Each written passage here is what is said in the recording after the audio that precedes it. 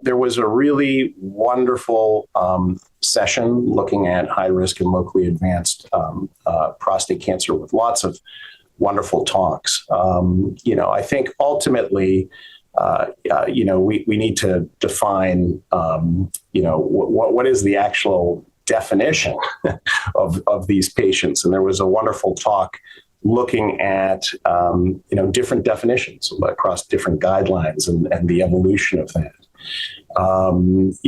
There was a wonderful talk of, next generation imaging and MRI.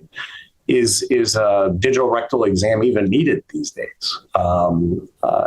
There was, a wonderful talk on, regional lymph node staging and what should be the standard in that.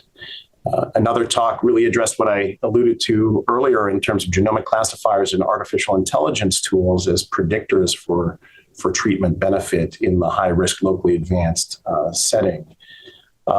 And great talk on radiation therapy and how it's evolving and schedules and fields for high risk and locally advanced disease. And then there was a debate, actually a very lively debate on how to best manage a fit patient with high risk locally advanced, high risk localized and locally advanced prostate cancer, where one side was surgery, and that should really be part of a multimodality approach, including lymphadenectomy.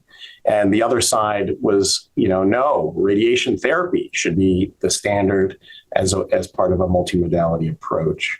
So as you can tell, a lot of big topics, a lot of debate, controversy, new emerging data. I mean, at the end of the day, combined modality external beam radiation on longer duration hormone therapy are certainly very effective treatments for high-risk, locally advanced and node-positive disease, improving survival.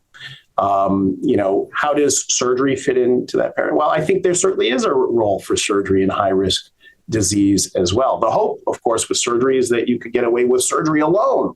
But we need to remember that in high-risk, locally advanced disease, these patients are at high risk of recurrence by definition. And in general, most high-risk locally advanced disease has to be viewed as a disease state where multimodal therapy is needed, and if pursuing surgery initially, understanding that there's a high chance of needing post-operative radiation and perhaps hormone therapy with the radiation, and I think that's the best way to counsel patients. Specifically in my world of radiation oncology, I mean, evidence does support dose escalation. There's even considerations of combining external beam therapy with brachytherapy. There's new data on focal micro-boosting from the FLAME trial. And that's really to improve cancer control.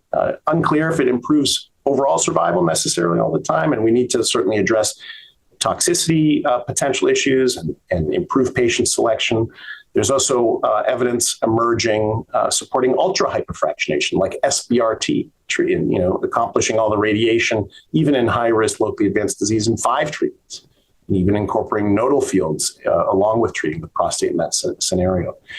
When talking about pelvic nodes, there's the value of pelvic nodal irradiation in high-risk prostate cancer is an area of big controversy and debate, where we have some negative trials, some positive trials, and some very large trials we're still awaiting the results for. And so in some ways that remains an open question, or we're waiting further definitive data.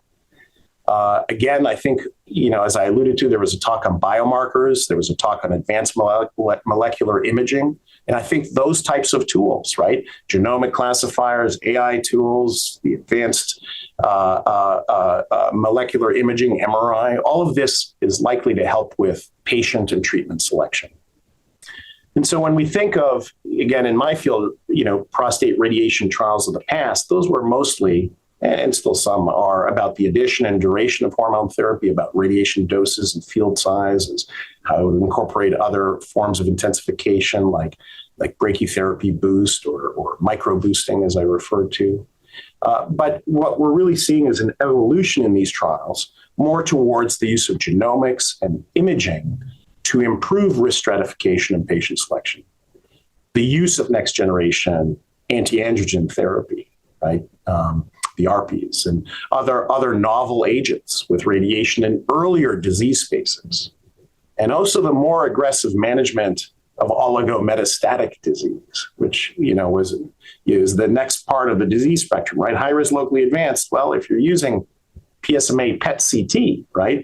Advanced molecular imaging, you're going to find oligometastatic disease a good portion of the time.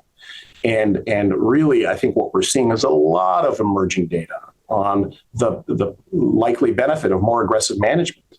That includes treating the primary, especially, and that means, radiation to the prostate in, de novo hormone-sensitive metastatic prostate cancer, where most of the data is supporting that consideration in low burden or low volume metastatic disease. But how do you define low volume? Is that by conventional imaging? Is that by PET imaging? This is an area that needs to be further developed. And even the suggestion of some benefit to treating the primary in higher volume de novo hormone-sensitive metastatic prostate cancer. And then lots of studies, largely phase 2 trials, showing the benefit to metastasis-directed therapy. So, for example, SBRT to sites of metastases that have been found on conventional or PET-based imaging. And there are trials supporting that its use in the hormone-sensitive, and a recent trial also in the castrate-resistant setting. So this has been the evolution: genomics, imaging, helping with patient selection, novel systemic agents in earlier disease spaces, and more aggressive management of metastatic disease. Ultimately, as I said earlier, most high-risk patients warrant multimodal therapy, and really such patients should be seen in a multidisciplinary environment by all the providers. I can't emphasize this enough.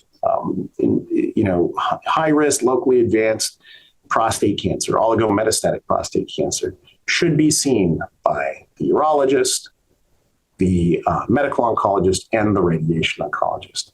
And there are many observed benefits of multidisciplinary care in localized and advanced prostate cancer, showing even improved survival, increased adherence to practice guidelines, decreased time from diagnosis to treatment initiation, much greater patient and provider satisfaction and patient retention, much greater patient engagement and shared decision-making, less physician bias and racial care disparity in these types of multidisciplinary care environments, and even better and increased collaborative research.